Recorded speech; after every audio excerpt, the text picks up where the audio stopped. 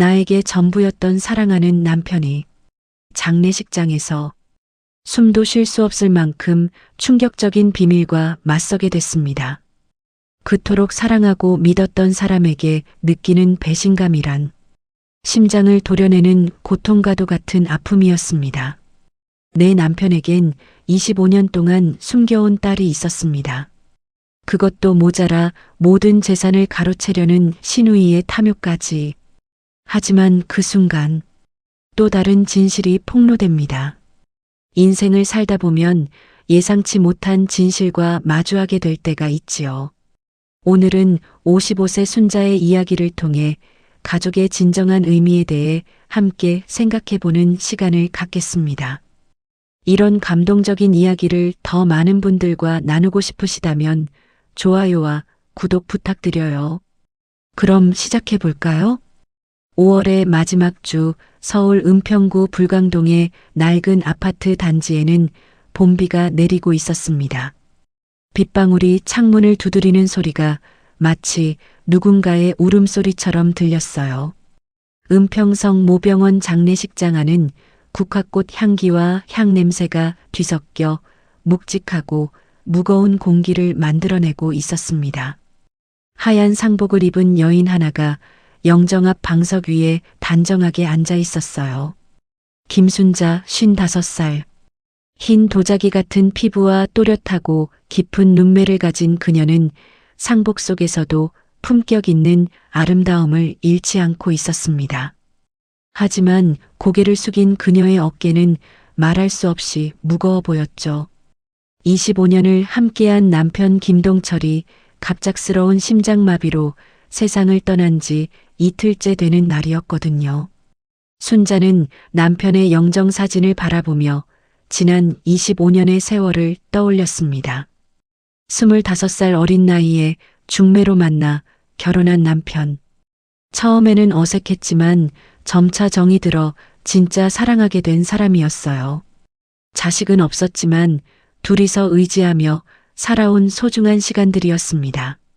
아이고, 형님이 이렇게 갑자기 가시다니. 부인, 힘내세요. 고인도 하늘에서 지켜보고 계실 거예요. 정말 좋은 분이셨는데 너무 안타깝습니다. 조문객들의 위로 인사가 끊임없이 이어지는 가운데 순자는 고개만 끄덕일 뿐 말이 없었습니다. 목이 메어서 제대로 된 인사말을 할 수가 없었어요. 눈시울이 빨갛게 부어있지만 차마 소리내어 울 수도 없었습니다. 너무 많은 사람들 앞에서 너무 많은 시선들 속에서 체면을 지켜야 했거든요. 오후 2시경 조문객들이 점심을 먹으러 잠시 자리를 비운 사이였습니다. 순자는 혼자 앉아 남편의 영정을 바라보고 있었어요. 사진 속 남편은 평소처럼 온화한 미소를 짓고 있었습니다. 마치 괜찮다, 걱정 말라고 말하는 것 같았죠. 순자야. 갑자기 뒤에서 들려온 날카로운 목소리에 순자는 깜짝 놀라 고개를 돌렸습니다. 시누이 김미자가 검은 옷을 입고 서 있었어요. 56살의 미자는 얼굴이 각지고 눈매가 차가운 편이었는데 오늘은 평소보다도 더 험악한 표정을 하고 있었습니다. 언니. 순자는 조심스럽게 일어나 인사를 했습니다. 미자는 순자를 위아래로 훑어보더니 못마땅하다는 듯이 입술을 삐죽 내밀었어요. 우리 좀 따로 이야기하자. 지금요? 조문객들이 계시는데. 잠깐이면 돼. 중요한 얘기야. 미자는 순자의 팔을 거칠게 잡고 빈소 밖으로 끌고 나갔습니다.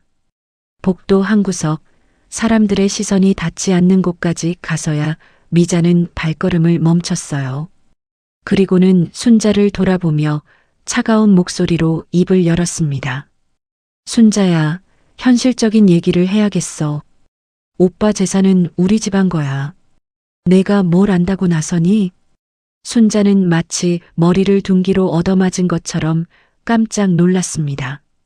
장례도 끝나지 않은 상황에서 갑자기 재산 이야기라니요. 게다가 그 말투가 너무 거칠고 공격적이었어요. 언니, 지금이 그런 얘기할 때인가요? 남편이 떠난 지 겨우 사흘밖에 안 됐는데. 사흘이면 충분해. 언제까지 슬픔에만 빠져 있을 거야? 현실을 받아들여야지. 미자의 눈빛이 더욱 차갑게 변했습니다. 마치 순자를 완전히 다른 사람 취급하는 것 같았어요. 오빠 명의로 된 모든 것들, 그건 원래 우리 김씨 집안 것이야. 너는 시집온 며느리일 뿐이고, 이제 오빠도 없는데 여기서 뭘 더 바라는 거야? 미자의 말은 순자의 가슴을 날카로운 칼날처럼 찔렀습니다. 25년을 이 집안의 며느리로, 아내로 성실하게 살아왔건만 결국 남이라는 말인가요? 그동안 명절마다 정성껏 음식을 준비하고 시부모님 돌아가실 때까지 극진히 모셨던 것들이 아무것도 아니라는 건가요? 순자는 눈을 감고 깊게 숨을 들이마셨습니다.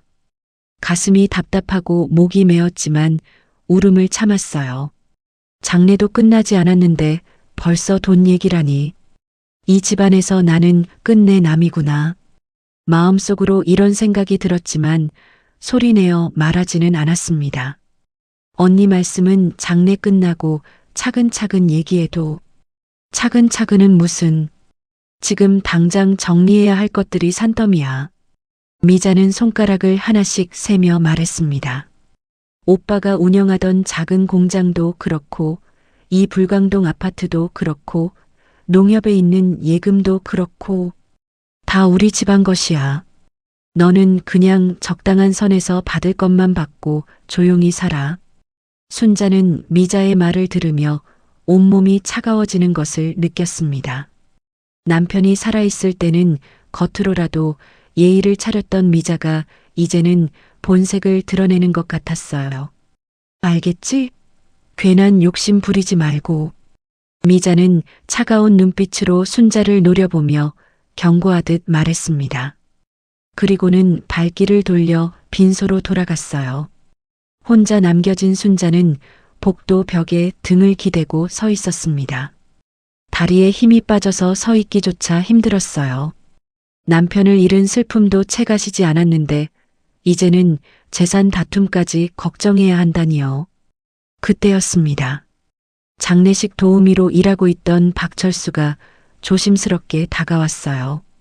철수는 남편의 대학 동기이자 오랜 친구였습니다.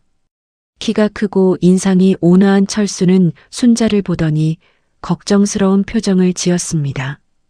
부인, 괜찮으세요? 얼굴이 많이 안 좋아 보이는데. 아, 철수 씨. 괜찮아요. 그냥 좀 피곤해서요. 실례합니다만 잠깐 뵐 수 있을까요? 중요한 말씀을 드릴 게 있어서요. 철수는 주변을 둘러본 후 목소리를 낮춰 말했습니다. 순자는 고개를 끄덕였어요. 부인, 고인께서 마지막에 제게 부탁하셨습니다. 철수는 작은 쪽지를 순자의 손에 살짝 쥐어주었습니다. 수의를 확인해 보십시오. 중요한 것이 있을 겁니다. 수의를요? 순자는 의아한 표정을 지었습니다. 수의라면 남편이 입고 있는 장례복을 말하는 것일 텐데 거기에 무엇이 있다는 말인가요? 자세한 설명은 나중에 드리겠습니다. 지금은 사람이 너무 많아서요. 철수는 그 말을 남기고 서둘러 자리를 떴습니다. 순자는 손에 든 쪽지를 가만히 내려다보았어요. 손바닥만한 작은 종이였는데 뭔가 적혀 있는 것 같았지만 여기서 펼쳐볼 수는 없었습니다. 사람들의 시선이 너무 많았거든요. 오후 시간이 흘러가면서 조문객들이 계속 찾아왔습니다. 남편의 직장 동료들, 동네 이웃들, 교회 교인들까지 줄을 이어 인사를 건넸어요. 순자는 매번 고개를 숙여 인사하고 감사 인사를 전했지만 마음 한구석으로는 계속 철수가 건넨 쪽지가 신경 쓰였습니다. 저녁 8시가 되자 조문객들의 발길이 뜸해졌습니다. 빈소안은 고요해졌고 순자는 혼자 남편의 영정 앞에 앉아 있었어요. 미자는 일찍 집으로 돌아갔고 철수도 다른 일을 보러 나간 상태였습니다. 순자는 조심스럽게 쪽지를 꺼내 펼쳐보았습니다. 거기에는 남편의 친필로 이렇게 적혀 있었어요. 순자야, 수의 주머니를 확인해봐. 내가 마지막으로 남기고 싶었던 것이 있어. 순자의 손이 덜덜 떨렸습니다. 남편이 마지막에 무엇을 남기려고 했던 걸까요? 수의 주머니라고 했으니 관 안에 있는 남편의 옷에 뭔가 들어있다는 말인가요? 여보, 당신이 내게 남기고 싶었던 게 뭐예요? 순자는 영정을 바라보며 조용히 중얼거렸습니다. 사진 속 남편의 미소가 평소보다 더 의미심장해 보였어요. 마치 찾아봐, 중요한 것이 있어라고 말하는 것 같았습니다. 시계를 보니 밤 11시가 넘어가고 있었습니다. 장례식장은 조용했고 복도에도 사람들의 발소리가 들리지 않았어요. 이제 수위를 확인해 볼 수 있을 것 같았습니다. 순자는 마음을 가다듬고 조심스럽게 관 쪽으로 다가갔습니다. 유리창 너머로 남편의 평온한 얼굴이 보였어요. 25년을 함께 살면서 매일 아침 보던 그 얼굴이었지만 이제는 영원히 볼 수 없다는 생각에 또다시 눈물이 났습니다. 여보, 미안해요. 하지만 당신이 남기고 싶어 했던 것이 뭔지 알아야겠어요. 순자는 떨리는 손으로 관의 유리창을 조심스럽게 열었습니다. 찬 공기와 함께 꽃향기가 올라왔어요. 남편이 입고 있는 하얀 수의가 눈에 들어왔습니다. 한국 전통 수의는 저고리와 바지로 이루어져 있었는데 저고리 부분에 작은 주머니가 있었어요. 순자는 조심스럽게 손을 뻗어 그 주머니 부분을 만져보았습니다. 왼쪽 가슴 주머니에서 무언가 바스락거리는 소리가 났어요. 종이였습니다. 얇은 편지지가 조심스럽게 접혀서 들어있었죠. 이게 바로 그것이겠구나. 순자는 가슴이 두근거리는 것을 느꼈습니다. 이것이 남편이 마지막으로 남기고 싶어 했던 것이었을까요? 떨리는 손으로 편지를 조심스럽게 꺼냈습니다. 편지는 얇은 한지에 남편의 평소 글씨체로 정성스럽게 쓰여 있었어요. 순자는 유리창을 다시 닫고 빈소의 불빛 아래에서 편지를 펼쳐보았습니다. 순자야, 내가 평생 감춰온 진실이 있다. 미자도 모른다. 진실은 농협 금고 안에 있다. 비밀번호는 우리 결혼 기념일이다. 용서해다오. 편지를 읽는 순간 순자는 온몸이 얼어붙는 것을 느꼈습니다. 평생 감춰온 진실이라니요. 그것도 시누이 미자조차 모르는 진실이라니까요. 남편과 25년을 함께 살면서도 모르고 있던 무언가가 있었다는 말인가요? 진실이라니. 대체 무슨 진실을 말하는 거예요? 순자는 편지를 다시 천천히 읽어보았습니다. 농협 금고라고 했으니 불광동 농협을 말하는 것 같았어요. 그곳에 남편 명의의 금고가 있다는 것은 알고 있었지만 중요한 서류들이나 도장, 약간의 현금 정도만 들어있는 줄 알았습니다. 그런데 비밀번호가 결혼기념일이라고 했네요. 순자와 남편은 1999년 5월 15일에 결혼했습니다. 그러니까 99515가 되겠군요. 편지 끝에 용서해다오라는 말이 특히 순자의 마음을 무겁게 했습니다. 용서를 구해야 할 만큼 큰 비밀이 있었다는 뜻일까요? 순자는 온갖 상상이 머릿속을 스쳐 지나가는 것을 느꼈어요. 설마 다른 여자라도 있었던 건 아니겠지? 아니면 숨겨둔 빚이라도 있는 건가? 하지만 곧 고개를 저었습니다. 남편은 그런 사람이 아니었어요. 25년을 함께 살면서 단 한 번도 의심스러운 적이 없었으니까요. 성실하고 진실한 사람이었습니다. 그렇다면 도대체 무엇을 그렇게 숨겨왔던 걸까요? 그리고 왜 미자도 모른다고 했을까요? 미자는 남편의 친동생이었는데 친동생도 모르는 비밀이라니 정말 중요한 것일 수도 있겠다는 생각이 들었어요. 순자는 편지를 다시 가슴팍에 넣고 영정을 바라보았습니다. 여보, 당신이 숨긴 진실이 뭐든 상관없어요. 당신을 사랑했던 마음은 변하지 않을 거예요. 순자는 영정을 향해 조용히 말했습니다. 하지만 마음 한구석으로는 불안함이 스며들고 있었어요. 혹시 자신이 상상하지도 못했던 큰 비밀이 있는 건 아닐까요? 그때 복도에서 발소리가 들렸습니다. 철수가 돌아온 모양이었어요.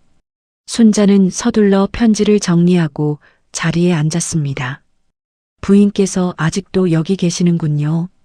철수가 빈소 안으로 들어오며 말했습니다. 순자는 고개를 들어 철수를 바라보았어요. 철수 씨, 찾았어요. 편지가 있었어요. 순자의 목소리가 떨리고 있었습니다. 철수는 순자의 표정을 보더니 걱정스러운 눈빛을 보였어요. 어떠셨습니까? 많이 놀라셨을 것 같은데요. 네, 조금. 아니, 많이 놀랐어요. 철수 씨는 이 편지에 대해 뭘 알고 계신 거예요? 철수는 주변을 살펴본 후 목소리를 낮춰 말했습니다. 동철 씨가 가기 사흘 전에 제게 전화를 했습니다. 몸이 안 좋아지면서 부인께 꼭 전해드려야 할 것이 있다고 하더군요. 어떤 내용이었나요? 구체적으로는 말은 안 하셨습니다. 다만 만약 자신에게 무슨 일이 생기면 부인께서 농협 금고를 확인해 보셨으면 좋겠다고 하셨어요. 거기에 중요한 것들이 있다고 하시면서요. 철수의 말을 듣고 보니 남편이 정말로 무언가를 준비해 두었다는 것을 알 수 있었습니다. 마치 자신의 죽음을 예감이라도 한 것처럼 말이에요.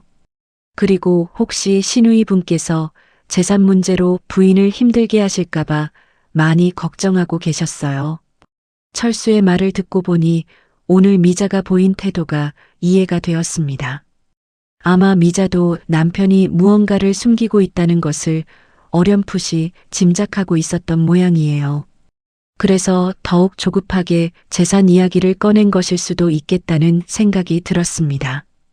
순자는 깊은 한숨을 내쉬며 말했습니다. 내일 농협에 가봐야겠어요. 남편이 남긴 마지막 진실이 무엇인지 확인해야죠. 다음 날 아침 순자는 일찍 잠에서 깼습니다. 어젯밤 남편의 편지를 읽고 나서 제대로 잠을 이루지 못했거든요. 머릿속으로 온갖 생각들이 맴돌았어요. 남편이 말한 진실이 과연 무엇일까? 농협 금고 안에는 정말 중요한 것이 들어있을까 하는 궁금증과 걱정이 뒤섞여 있었습니다. 순자는 거울 앞에 서서 자신의 모습을 살펴보았어요. 밤새 뒤척인 탓에 얼굴이 많이 상해 보였지만 그래도 단정하게 옷을 갖춰 입었습니다. 검은색 블라우스에 어두운 회색 치마를 입고 머리도 깔끔하게 정리했어요.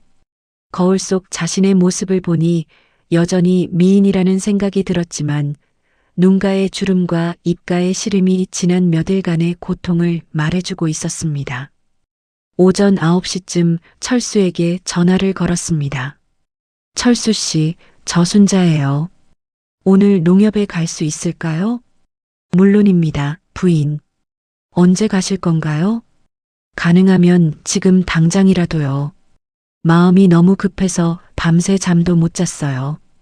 철수는 순자의 초조한 마음을 이해한다는 듯이 대답했습니다. 그럼 10시에 농협 앞에서 만날까요? 제가 먼저 가서 기다리고 있겠습니다.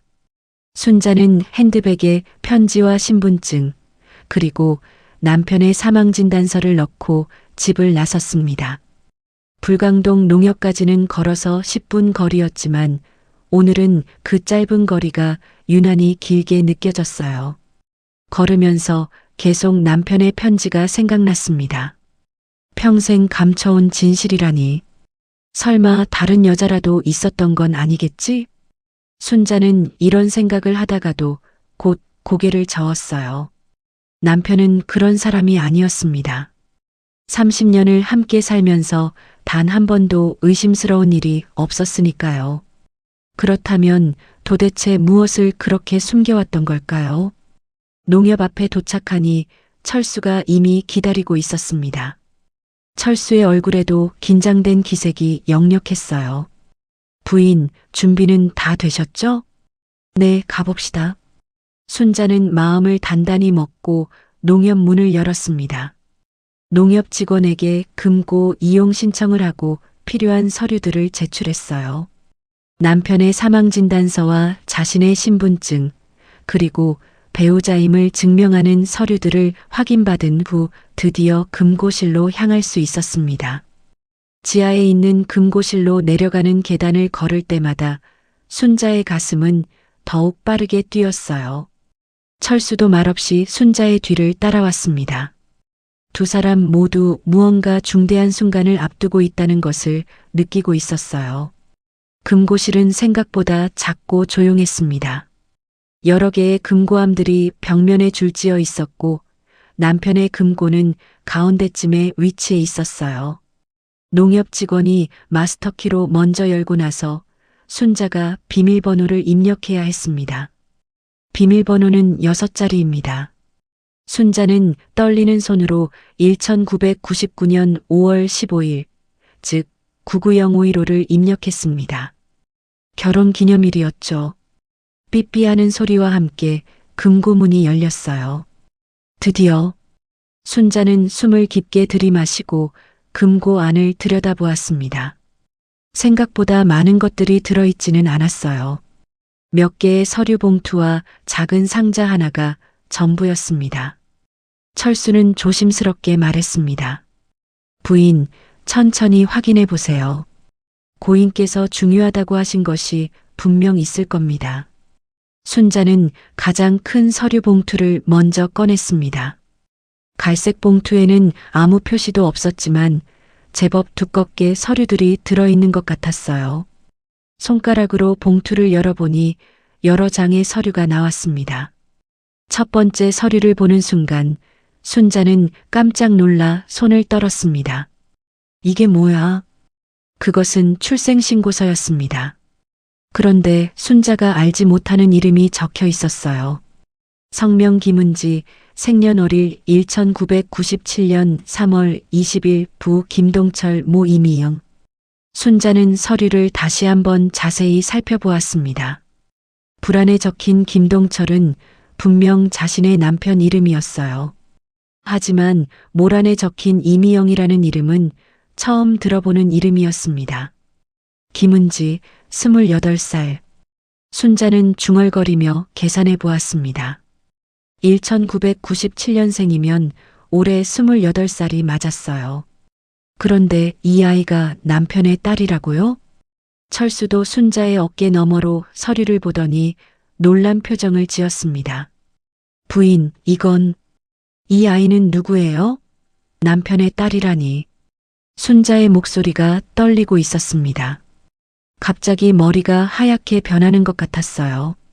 남편에게 자신도 모르는 딸이 있었다는 사실이 믿어지지 않았습니다. 두 번째 서류를 펼쳐보니 더욱 충격적인 내용이 있었어요. 그것은 양육비 송금 내역서였습니다. 지난 28년간 매월 일정 금액을 이미영이라는 사람에게 보낸 기록이 상세히 적혀 있었어요. 매월 50만 원씩 28년 동안.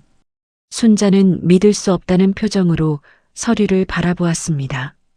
남편이 자신도 모르게 다른 여자와 아이에게 양육비를 보내고 있었다는 말인가요? 그것도 28년 동안이나요? 세 번째 서류는 더욱 구체적인 내용이었습니다. 이미영이라는 여성과 김은지라는 아이의 현재 주소와 연락처가 적혀 있었어요. 그리고 남편이 직접 쓴 것으로 보이는 메모도 있었습니다. 은지는 내 대학 시절 사랑했던 미영의 딸이다. 미영은 결혼 전에 세상을 떠났고 은지는 미영의 언니가 키우고 있다. 순자에게는 말할 수 없었다. 너무 미안하다. 순자는 메모를 읽으며 온몸이 차갑게 식어가는 것을 느꼈습니다. 남편이 대학 시절 사랑했던 여자가 있었고 그 여자 사이에 딸까지 있었다는 것이었어요. 그리고 그 사실을 25년 동안 숨겨왔다는 것입니다. 여보, 왜 말해주지 않았어요?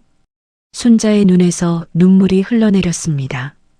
배신감과 충격이 동시에 밀려왔어요. 하지만 동시에 남편이 왜 이렇게 조심스럽게 숨겨왔는지도 어느 정도 이해할 수 있었습니다. 철수가 순자의 어깨를 가만히 두드리며 위로했습니다. 부인, 너무 충격받지 마세요. 고인께서도 많이 고민하셨을 겁니다. 순자는 서류들을 다시 봉투에 정리해서 넣었습니다. 손이 계속 떨려서 제대로 정리하기가 어려웠어요. 철수가 도와주려고 했지만 순자는 고개를 저으며 혼자 하겠다고 했습니다. 이것은 자신이 직접 감당해야 할 문제였거든요. 부인, 괜찮으세요? 얼굴이 너무 하얘 보이는데요. 철수가 걱정스러운 목소리로 물었습니다. 순자는 깊게 숨을 들이마시며 대답했어요. 괜찮아요. 그냥 너무 놀라서 그래요. 25년을 함께 살았는데 이런 큰 비밀이 있었다니까요. 금고에서 나온 후 순자와 철수는 농협 앞 벤치에 앉았습니다. 한참 동안 아무 말도 하지 않고 있었어요. 순자는 머릿속으로 지난 25년의 세월을 다시 떠올려 보고 있었습니다. 남편이 매월 50만 원씩 어딘가로 돈을 보내고 있었다는 사실. 그동안 가계부를 정리하면서도 전혀 눈치채지 못했던 자신이 바보 같다는 생각이 들었어요. 아니면 남편이 너무 교묘하게 숨겼던 걸까요?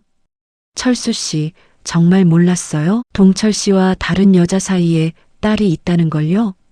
순자가 조심스럽게 물었습니다. 철수는 잠시 망설이더니 솔직하게 대답했어요. 사실 대학 시절 이야기는 조금 들었습니다. 동철이가 미영이라는 여자를 정말 사랑했었거든요. 하지만 아이가 있다는 건 저도 몰랐어요. 그럼 미영이라는 여자는 어떻게 된 거예요? 미영 씨는 은지를 낳고 얼마 지나지 않아서 교통사고로 세상을 떠났다고 들었습니다. 그때 동철이가 정말 많이 힘들어했었어요. 철수의 설명을 듣고 나니 순자는 남편의 마음을 조금이나마 이해할 수 있었습니다. 사랑하는 여자를 잃고 그 여자가 남긴 아이를 홀로 책임져야 했던 남편의 심정이 어땠을까요? 그럼 왜 저한테는 말하지 않았을까요? 결혼할 때라도 말해줬으면. 아마도 부인께서 상처받을까봐 그랬을 겁니다. 동철이는 부인을 정말 사랑했거든요. 순자는 고개를 끄덕였지만 마음은 여전히 복잡했습니다.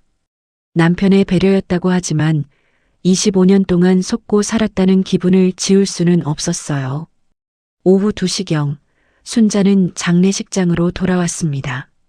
오늘이 장례식 마지막 날이었기 때문에 조문객들이 많이 찾아오고 있었어요. 순자는 평소처럼 인사를 받았지만 마음은 온통 김은지라는 아이 생각뿐이었습니다. 저녁 무렵 대부분의 조문객들이 돌아가고 빈소가 조용해졌을 때였습니다. 신우이 미자가 나타났어요. 미자는 순자를 보더니 의미심장한 미소를 지었습니다. 순자야, 오늘 어디 갔다 왔어? 오전 내내 보이지 않더라. 미자의 목소리에는 뭔가 알고 있다는 듯한 뉘앙스가 담겨 있었습니다. 순자는 가슴이 철렁 내려앉는 것을 느꼈어요. 잠깐 집에 다녀왔어요. 옷 갈아입으러요. 그래. 근데 왜 그렇게 얼굴이 상했어? 무슨 일 있었나? 미자가 한 걸음 더 가까이 다가왔습니다.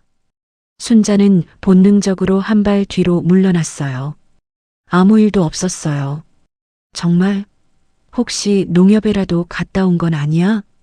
미자의 말에 순자는 깜짝 놀랐습니다. 어떻게 알았을까요? 순자의 표정 변화를 본 미자는 확신에 찬 표정을 지었어요. 역시 갔다 왔구나. 뭘 찾았어? 순자는 더 이상 숨길 수 없다는 것을 알았습니다. 떨리는 목소리로 입을 열었어요. 언니, 이 아이. 알고 있었죠? 순자는 가슴팟에서 김은지의 출생신고서를 꺼내 미자에게 보여주었습니다. 미자는 서류를 보더니 냉소적인 웃음을 지었어요. 그래, 알고 있었어. 오빠가 대학 시절 낳은 딸이야. 미자의 태연한 반응에 순자는 더욱 충격을 받았습니다. 그럼 왜 저한테는 말하지 않았어요? 25년 동안이나요? 너는 몰라야 했어. 너 같은 사람은 알 권리가 없었거든. 미자의 말은 순자의 가슴을 날카롭게 찔렀습니다.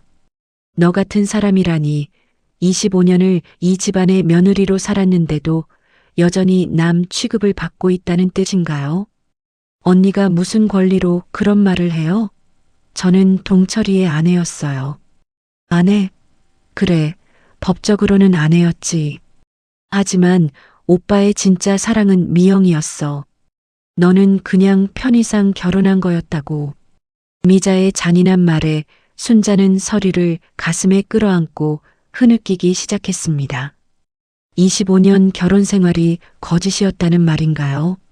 남편이 자신을 사랑한다고 생각했는데 그것도 착각이었다는 건가요? 울지 마.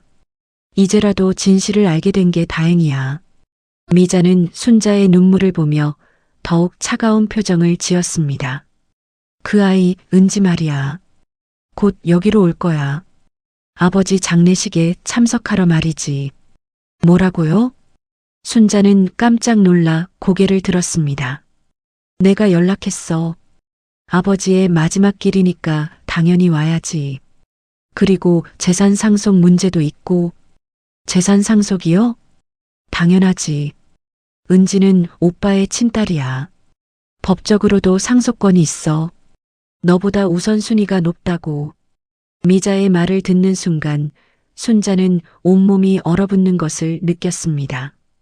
남편을 잃은 슬픔도 채가시지 않았는데 이제는 재산까지 빼앗길 위기에 처한 것인가요? 순자는 눈물을 닦고 미자를 똑바로 바라보았습니다. 슬픔과 충격 속에서도 한 가지 분명해진 것이 있었어요. 남편이 왜 마지막 순간까지 말을 못했는지. 이제 알 것 같아. 남편은 이런 상황을 예상하고 있었던 것입니다. 미자가 어떤 사람인지, 진실이 밝혀지면 어떤 일이 벌어질지 다 알고 있었던 거예요. 그러나 동시에 순자의 눈빛은 차갑게 굳어가고 있었습니다. 지금까지는 순진하게 당하고만 살았지만 이제는 달랐어요. 내가 진실을 끝까지 밝혀내고야 말겠어. 순자는 마음속으로 다짐했습니다. 남편이 정말로 자신을 사랑했는지, 김은지라는 아이는 어떤 아이인지, 그리고 미자가 숨기고 있는 것은 또 무엇인지 모든 진실을 밝혀내겠다고 말이에요. 순자는 고개를 끄덕이며 남은 서류들을 확인했습니다. 마지막에는 김은지의 대학 졸업장 사본과 취업 관련 서류들이 있었어요.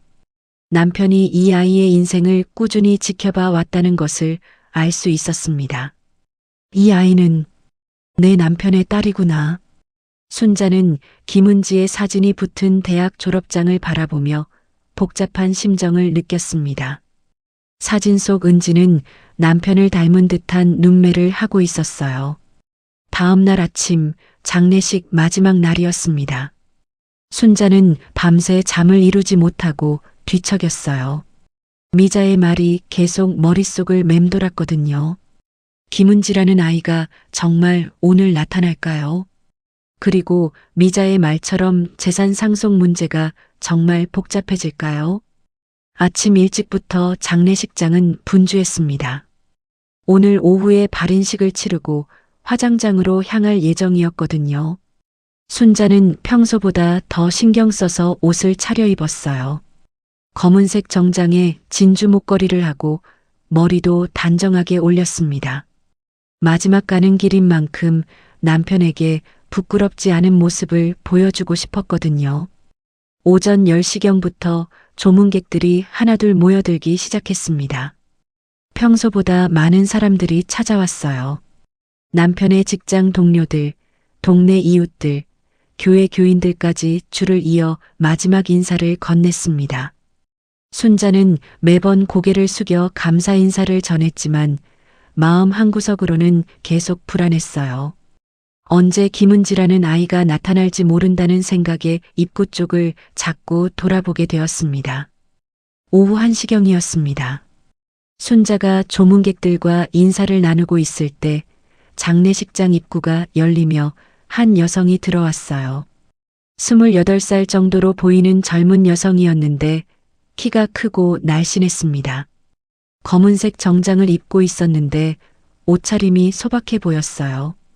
순자는 그 여성을 보는 순간 직감적으로 알 수 있었습니다. 저 아이가 바로 김은지구나. 사진에서 본 것보다 실제로는 더 예뻤어요. 특히 눈매가 남편과 정말 닮아 있었습니다. 은지는 빈소 입구에서 잠시 망설이더니 천천히 안으로 들어왔습니다. 영정사진을 보는 그녀의 눈에 눈물이 고였어요. 그리고는 떨리는 목소리로 말했습니다. 아버지. 그 한마디에 빈소 안이 순간 조용해졌습니다. 조문객들도 모두 은지를 바라보며 수군거리기 시작했어요. 누구지? 친척인가? 하는 목소리들이 여기저기서 들렸습니다. 순자는 놀라서 입술을 깨물었습니다. 머리로는 알고 있었지만 직접 듣고 보니 충격이 더 컸어요. 저 아이가 정말 남편의 딸이구나. 자신도 모르는 사이에 남편에게는 저런 예쁜 딸이 있었구나. 은지는 영정 앞으로 다가가 깊게 절을 올렸습니다. 그리고는 조심스럽게 순자를 바라보며 말했어요. 저 고인의 딸입니다. 김은지라고 합니다. 순자의 얼굴이 하얗게 질렸습니다.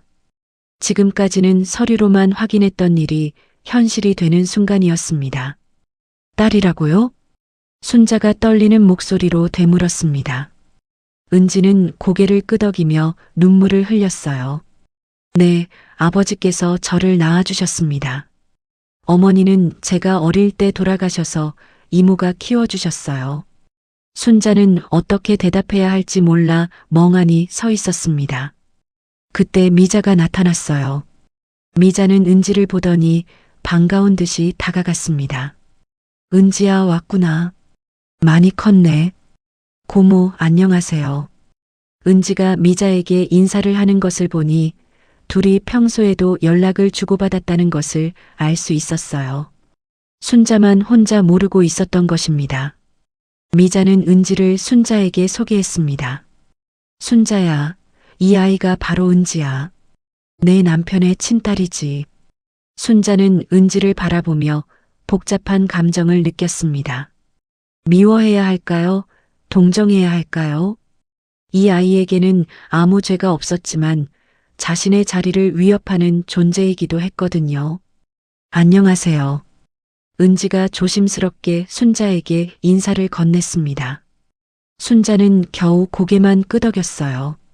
그때 미자가 갑자기 큰 소리로 말했습니다. 여러분, 소개해 드릴게요. 이 아이가 고인의 친딸 김은지입니다. 빈소 안에 있던 조문객들이 모두 놀란 표정을 지었어요. 수군거리는 소리가 더 커졌습니다. 순자는 미자가 왜 굳이 이렇게 공개적으로 발표하는지 이해할 수 없었어요. 고인께서 젊은 시절 낳으신 따님이세요. 그동안 어머니 쪽 가족이 키우셨는데 아버지 장례식에 참석하시게 되었습니다. 미자의 설명을 들은 조문객들은 더욱 웅성거렸습니다. 어떤 사람들은 놀란 표정을 지었고 어떤 사람들은 동정하는 눈빛을 보냈어요. 순자는 모든 시선이 자신에게 집중되는 것을 느꼈습니다. 사람들이 자신을 어떻게 생각할까요? 남편의 숨겨진 딸도 몰랐던 무능한 아내라고 생각할까요? 은지는 조문객들의 시선을 받으며 어색해하는 것 같았어요. 그녀도 이렇게 공개적으로 소개될 줄은 몰랐던 모양입니다. 고모, 이렇게까지 하지 않아도. 뭘 그래? 당당해야지. 넌 고인의 친딸이야. 미자는 은지의 어깨를 다독이며 말했습니다. 그리고는 순자를 향해 의미심장한 눈빛을 보냈어요. 그래, 이제 진짜 상속자가 나타났구나. 이 집안의 주인은 이제 우리야. 미자의 말에 순자는 무너져 내리듯 주저앉고 싶었습니다. 다리에 힘이 빠져서 서 있기조차 힘들었어요. 그녀의 세계가 산산이 조각나는 순간이었습니다. 남편을 잃은 슬픔도 채가시지 않았는데 이제는 숨겨진 딸의 등장으로 자신의 자리마저 위태로워진 것입니다. 30년 동안 쌓아온 모든 것이 한순간에 무너지는 것 같았어요.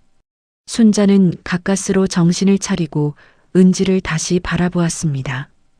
은지는 여전히 영정을 바라보며 눈물을 흘리고 있었어요. 아버지를 처음 제대로 떠나보내는 슬픔이 그녀의 얼굴에 고스란히 드러나 있었습니다. 이 아이도 피해자일 뿐이야. 순자는 마음속으로 생각했습니다. 은지에게 화를 낼 수는 없었어요. 잘못한 것은 아무것도 말하지 않고 떠난 남편이었으니까요. 하지만 미자는 달랐습니다. 미자는 분명 다른 계획이 있을 것이었어요. 순자는 앞으로 어떤 일이 벌어질지 두려웠지만 동시에 각오를 다졌습니다. 이제 정말로 싸워야 할 때가 온 것 같았거든요. 오후 3시 발인식이 시작되었습니다. 상주인 순자가 맨 앞에서 영정을 받들고 나가야 했는데 은지도 함께 따라 나섰어요. 조문객들은 이런 모습을 신기하게 바라보았습니다. 법적인 아내와 혈육인 딸이 나란히 아버지를 배웅하는 장면이었거든요. 화장장으로 가는 길에서 미자는 계속 은지를 챙겼습니다. 마치 자신의 친딸인 것처럼 다정하게 대했어요. 반면 순자에게는 차가운 시선만 보낼 뿐이었습니다. 은지야, 힘들지? 아버지를 처음 제대로 보내드리는 거니까 많이 슬프겠다. 네, 고모. 그동안 멀리서만 지켜봤는데 이렇게 가까이에서 마지막 인사를 드릴 수 있어서 감사해요. 은지의 말을 들으며 순자는 가슴이 아팠습니다. 그동안 멀리서만 지켜봤다는 것은 남편이 은지를 직접 만나지는 않았다는 뜻인가요? 그렇다면 왜 양육비만 보내고 만나지는 않았을까요? 화장장에서의 절차가 모두 끝나고 나서 사람들은 하나둘 발길을 돌렸습니다. 이제 정말로 남편과의 마지막 이별이었어요.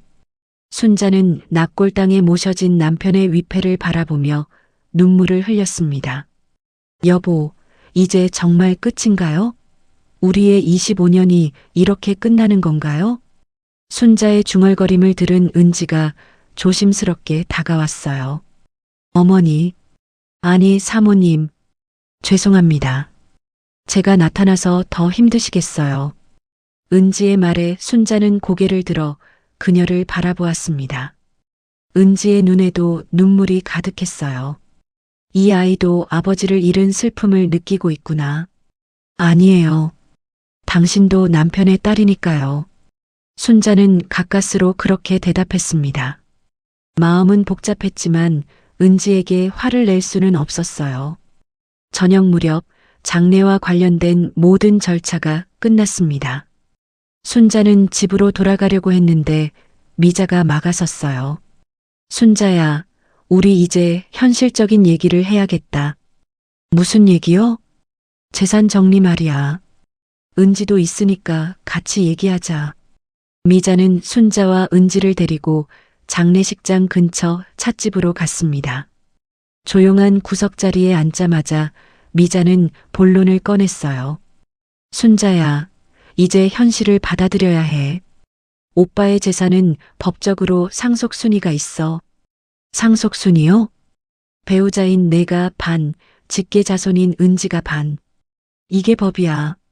미자의 말에 순자는 깜짝 놀랐습니다. 자신이 모든 것을 상속받을 줄 알았는데 은지와 나눠 가져야 한다는 건가요? 하지만 언니, 저희는 25년을 함께 살았어요. 그 아파트도 제가 함께 마련한 거고요. 그래도 법은 법이야. 은지는 고인의 친딸이거든. 미자는 차갑게 말했습니다. 그리고는 은지를 향해 다정한 목소리로 말했어요. 은지야, 너는 어떻게 생각하니? 아버지가 남기신 재산에 대해서 말이야. 은지는 잠시 망설이더니 조심스럽게 입을 열었습니다. 저는 사실 잘 모르겠어요. 지금까지 아버지로부터 양육비를 받아왔으니까 더 바랄 것은 없다고 생각해요. 은지의 말에 순자는 조금 안심했습니다. 다행히 이 아이는 욕심이 많지 않은 것 같았어요. 하지만 미자는 다른 생각인 것 같았습니다. 그렇게 생각하면 안 돼, 은지야. 너는 당당한 상속권자야. 권리를 제대로 주장해야 해. 하지만 고모, 사모님께서도 아버지와 오랫동안 함께 사셨잖아요. 그건 그거고 이건 이거야. 혈연관계와 결혼관계는 다른 거거든. 미자의 말이 점점 더 노골적으로 변했습니다. 순자는 미자가 왜 이렇게 은지 편을 드는지 이해할 수 없었어요. 언니는 왜 그렇게 은지 씨 편만 드세요? 저도 이 집안 사람이잖아요. 너는 이제 남이야. 오빠도 없는데 뭘로 이 집안 사람이라고 하니? 미자의 잔인한 말에 순자는 가슴이 찢어지는 것 같았습니다. 25년을 함께 살았는데도 여전히 남이라는 건가요? 특히 그 불광동 아파트 말이야. 그건 원래 우리 집안 돈으로 산 거야. 오빠가 젊을 때 모은 돈으로 말이지. 그렇다고 해도 제 이름도 같이 올라가 있어요. 공동명의라고 해서 내 것이 되는 건 아니야. 은지가 상속을 받으면 그 아파트도 팔아서 나눠 가져야 해. 미자의 말을 듣는 순자의 얼굴이 점점 하얗게 변했습니다. 아파트까지 팔아야 한다니 그럼 자신은 어디서 살아야 하는 건가요? 고모, 너무 심하신 것 같아요. 은지가 조심스럽게 끼어들었습니다. 뭐가 심해? 이게 다 법적인 절차야. 감정적으로 생각하면 안 돼. 미자는 은지에게도 단호하게 말했습니다. 찻집에서 나온 후 순자는 혼자 집으로 돌아갔습니다. 텅 빈 집안은 너무 조용했어요. 남편이 없는 집은 이렇게 쓸쓸한 곳이었구나. 순자는 거실 소파에 털썩 주저앉았습니다. 여보, 나는 이제 어떻게 해야 해요? 순자는 남편의 사진을 바라보며 중얼거렸습니다. 모든 것이 한꺼번에 무너져 내리는 것 같았어요.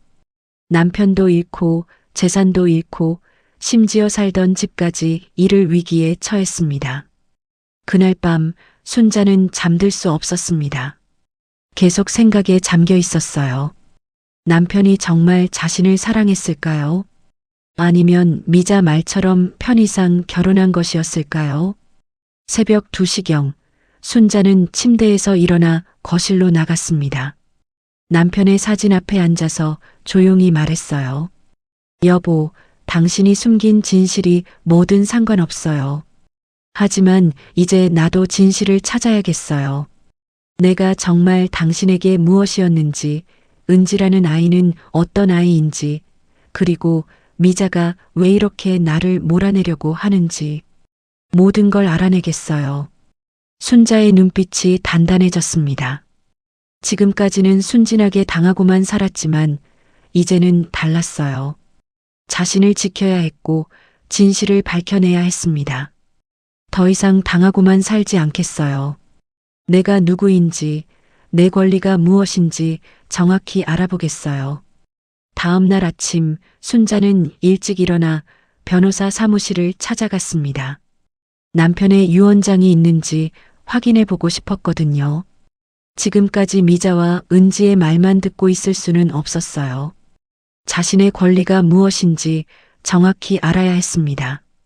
변호사 사무실에 도착해서 상담을 받은 결과는 의외였습니다. 남편이 정말로 유언장을 남겨두었다는 것이었어요. 그것도 꽤 구체적인 내용으로 말이죠. 부인, 고인께서 작년에 유언장을 작성하셨습니다. 오늘 오후에 관련자들을 모두 모시고 공개하려고 합니다. 관련자들이요? 네, 부인과 따님, 그리고 고인의 동생분까지 참석하셔야 합니다. 변호사의 말을 듣고 순자는 가슴이 두근거렸습니다. 남편이 어떤 내용의 유언을 남겼을까요? 혹시 자신에게 불리한 내용은 아닐까요? 오후 2시 변호사 사무실에 순자, 은지, 미자가 모였습니다. 미자는 평소보다 더 날카로운 표정을 하고 있었고 은지는 긴장한 듯 손을 꼭 쥐고 있었어요. 그럼 고인의 유언장을 공개하겠습니다. 변호사가 정중하게 말하며 봉투를 열었습니다. 남편의 친필로 쓰인 유언장이 나왔어요. 고인 김동철 씨의 유언입니다. 작성일자는 작년 10월 15일입니다.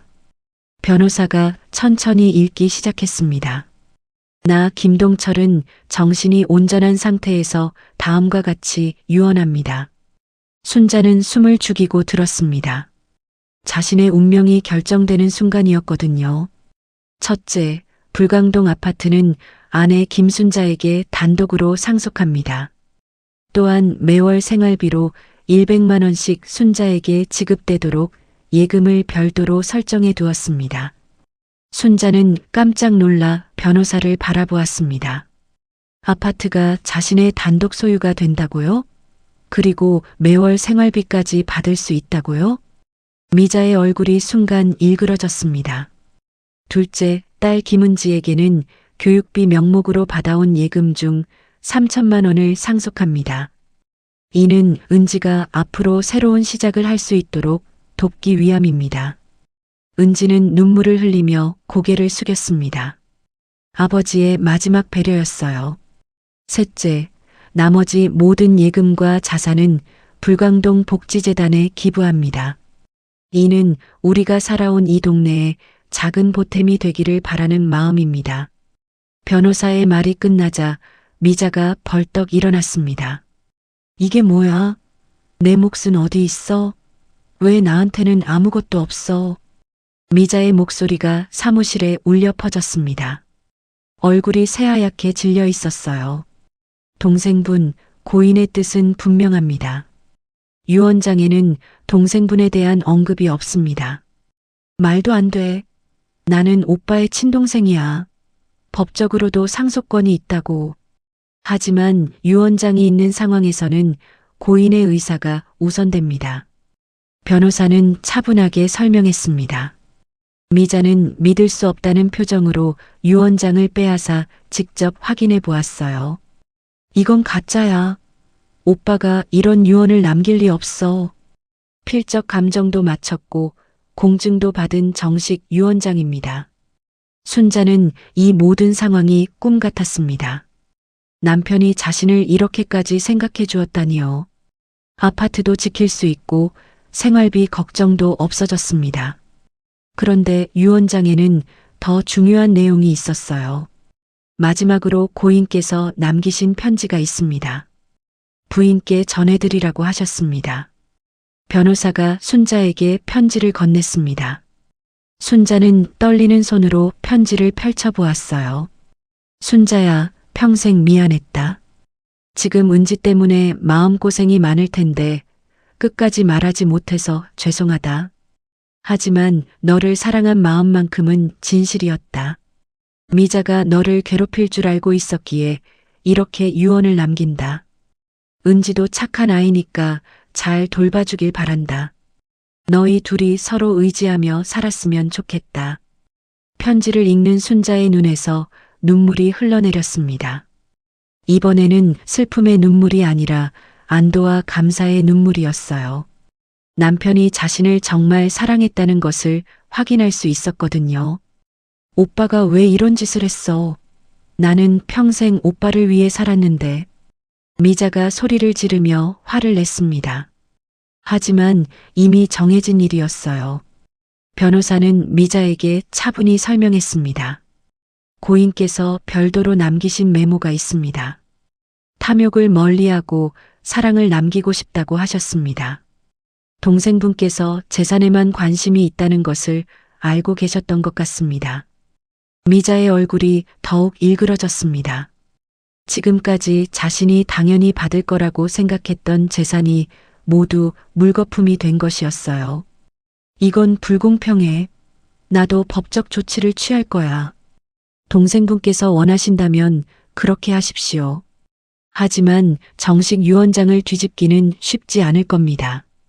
변호사 사무실을 나온 후 미자는 분노에 찬 표정으로 떠났습니다. 순자와 은지만 남게 되었어요. 사모님, 정말 죄송해요. 저 때문에 이런 일이. 아니에요, 은지 씨. 이제야 모든 게 분명해졌어요. 순자는 은지를 바라보며 미소를 지었습니다. 당신 아버지가 정말 깊이 생각하셨어요. 우리 둘을 모두 지키려고 하셨던 거예요. 순자는 이제야 남편의 진짜 마음을 알 수 있었습니다. 은지라는 딸이 있다는 것을 숨긴 것도, 유언장을 미리 작성해 둔 것도 모두 가족을 지키기 위한 것이었어요. 미자의 탐욕으로부터 순자와 은지를 모두 보호하려고 했던 것입니다. 아버지께서 우리 둘이 의지하며 살라고 하셨네요. 은지가 조심스럽게 말했습니다. 그래요. 이제 우리가 진짜 가족이 되어보는 거죠. 순자는 은지의 손을 잡으며 따뜻하게 말했습니다. 남편이 남긴 마지막 선물은 재산이 아니라 새로운 가족이었던 것입니다. 한 달 후 순자와 은지는 서로에게 익숙해져 가고 있었습니다. 은지는 주말마다 순자를 찾아와 함께 시간을 보냈어요. 처음에는 어색했지만 시간이 지날수록 진짜 모녀 같은 정이 생겨나고 있었습니다. 어느 토요일 오후 두 사람은 함께 장을 보러 나갔습니다. 불광동 시장을 걸으며 이런저런 이야기를 나누고 있을 때였어요. 갑자기 미자가 나타났습니다. 미자의 얼굴은 한 달 전보다 훨씬 초라해 보였어요. 순자야, 은지야. 미자가 두 사람을 부르며 다가왔습니다. 순자는 본능적으로 은지의 팔을 붙잡았어요. 언니, 무슨 일이세요? 이렇게 사는 게 맞나? 너희 둘이 그 많은 재산을 독차지하고. 미자의 목소리에는 여전히 원망이 섞여 있었습니다. 한 달 동안 법적 조치를 취해 보려고 했지만 모두 실패했던 모양이에요. 언니, 이미 끝난 일이에요. 남편의 뜻이었잖아요. 순자는 예전과 달리 당당하게 대답했습니다. 한 달 전에 순자라면 미자 앞에서 움츠러들었을 텐데 이제는 달랐어요. 오빠가 왜 그런 선택을 했는지 알고 있어? 미자가 갑자기 음산한 미소를 지었습니다. 무슨 말씀이세요? 오빠는 내가 아이를 낳지 못한다는 걸 알고 있었어. 그래서 은지를 더 소중하게 여겼던 거야. 미자의 말에 순자는 가슴이 찔렸습니다. 아이를 갖지 못했던 것은 순자의 평생 한이었거든요. 하지만 그것 때문에 오빠가 너를 사랑하지 않았다는 건 아니야. 오히려 더 미안해했어. 미자의 말이 계속 이어졌습니다. 오빠는 내가 은지를 알게 되면 어떤 반응을 보일지 무서워했어. 혹시 은지를 미워하거나 질투할까봐 말이야. 순자는 미자의 말을 들으며 남편의 마음을 더 깊이 이해할 수 있었습니다. 남편이 진실을 숨긴 것은 모든 가족을 지키려는 마음이었구나. 그런데 보니까 오빠 걱정이 헛걱정이었네. 너희 둘이 이렇게 잘 지내는 걸 보면 말이야. 미자의 목소리에 패배감이 묻어났습니다. 자신이 그토록 바라던 것들을 놓쳤다는 것을 인정하는 순간이었어요. 언니도 이제 새로운 시작을 하세요. 돈보다 소중한 게 있잖아요. 순자가 진심으로 말했습니다. 미자는 잠시 망설이더니 고개를 끄덕였어요. 그래, 내가 너무 욕심을 부렸나 보다. 오빠가 그렇게 유언을 남긴 이유를 이제야 알겠어. 미자는 그 말을 남기고 터벅터벅 걸어갔습니다. 뒷모습이 쓸쓸해 보였지만 이제야 진짜 반성하는 것 같았어요. 집으로 돌아온 순자와 은지는 함께 저녁을 준비했습니다. 은지가 김치찌개를 끓이고 순자가 반찬을 준비했어요. 함께 요리하며 이런저런 이야기를 나누는 시간이 순자에게는 너무 소중했습니다. 어머니, 이제 어머니라고 불러도 될까요? 은지가 조심스럽게 물었습니다. 순자는 깜짝 놀라 은지를 바라보았어요. 정말요? 네, 아버지께서도 그렇게 되기를 바라셨을 것 같아요. 저도 정말 어머니 같은 분을 만난 것 같아서 행복해요. 순자의 눈에서 눈물이 흘러내렸습니다. 이번에는 기쁨의 눈물이었어요. 아이를 낳지 못해 평생 한으로 남아있던 것이 이렇게 해결되다니요. 그래, 이제 내 딸이구나. 순자가 은지를 꼭 안아주었습니다. 두 사람 모두 눈물을 흘리며 서로를 껴안았어요. 저녁을 먹은 후 두 사람은 남편의 사진 앞에 앉았습니다. 여보, 고마워요. 당신이 남겨준 선물이 정말 소중해요. 순자가 남편의 사진을 바라보며 말했습니다. 아버지, 저희가 정말 가족이 되었어요. 어머니를 잘 모시고 살겠어요. 은지도 아버지에게 인사를 드렸습니다. 그날 밤 순자는 오랜만에 평안한 잠에 들 수 있었습니다. 남편을 잃은 슬픔은 여전했지만 이제는 혼자가 아니었어요. 함께 할 가족이 생긴 것입니다. 다음 날 아침 순자와 은지는 함께 교회에 갔습니다. 남편을 위한 추도 기도를 드리고 새로운 가족이 된 것에 대해 감사 기도를 올렸어요.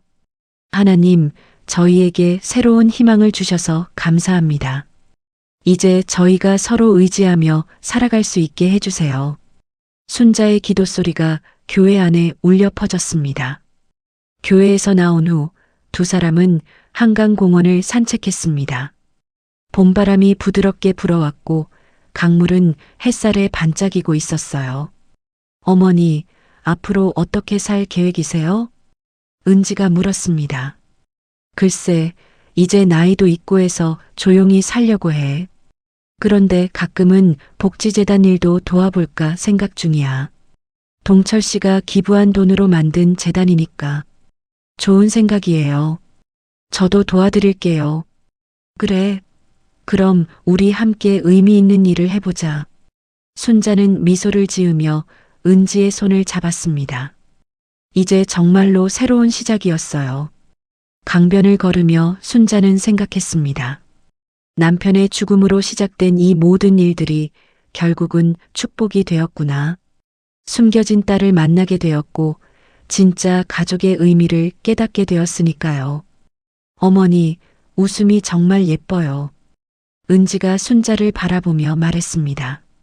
그래, 요즘 정말 마음이 편해졌어. 내가 있어서 그런가 봐. 두 사람이 손을 잡고 강변을 걸어가는 모습은 정말 아름다웠습니다. 혈연으로 이어진 것은 아니지만 진정한 사랑으로 맺어진 모녀였어요. 해가 저물어가는 강변에서 순자는 마지막으로 남편을 떠올렸습니다. 여보, 당신이 남긴 사랑이 이렇게 아름다운 열매를 맺었어요. 정말 고마워요. 순자의 얼굴에는 평안한 미소가 떠올랐습니다. 슬픔 속에서도 빛나는 희망을 찾은 아름다운 여인의 모습이었어요. 매번 끝까지 들어주시는 여러분 덕분에 이런 의미 있는 이야기를 계속 만들어갈 수 있습니다. 진심으로 감사드려요. 구독자 한 분 한 분이 저에게는 소중한 가족 같은 존재입니다. 좋아요와 댓글로 함께 해주셔서 고맙습니다. 여러분의 따뜻한 관심이 더 좋은 이야기를 만드는 원동력이 됩니다. 오늘도 함께 해주셔서 감사해요.